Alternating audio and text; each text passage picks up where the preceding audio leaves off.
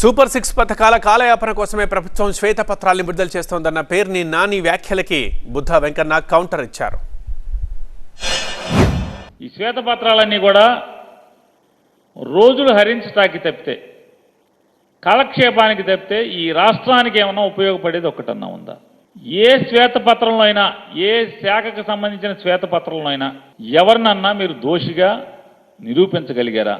ఈ ప్రభుత్వాన్ని కానీ లేదా ఆ ప్రభుత్వం నడిపినటువంటి, ఆ శాఖ నడిపినటువంటి వైఎస్ఆర్ కాంగ్రెస్ పార్టీకి సంబంధించినటువంటి నాయకుల్ని కానీ లేదా అధికారులను కానీ ఒక్కరన్నా దోషిగా మీరు చూపించగలిగారా? ఎన్నికల ముందు మాటలు కోటలు దాటినాయి, గెలిచిన తర్వాత చేతలు ఏంటి అంటే ఎక్కడ వేసిన గొంగలు అక్కడే ఉన్న పరిస్థితి. శ్వేతపత్రం అంటే ఏంటో జగన్మోహన్ రెడ్డికి తెలుసా? శ్వేతపత్రం ఏ రోజన్నా విడుదల చేశాడా? ఎందుకంటే జగన్మోహన్ రెడ్డి ప్రజల ధనాన్ని దోచుకునే దొంగ కాబట్టి ప్రజలకి లెక్కలు చెప్పడం ఏమి చూపించడు.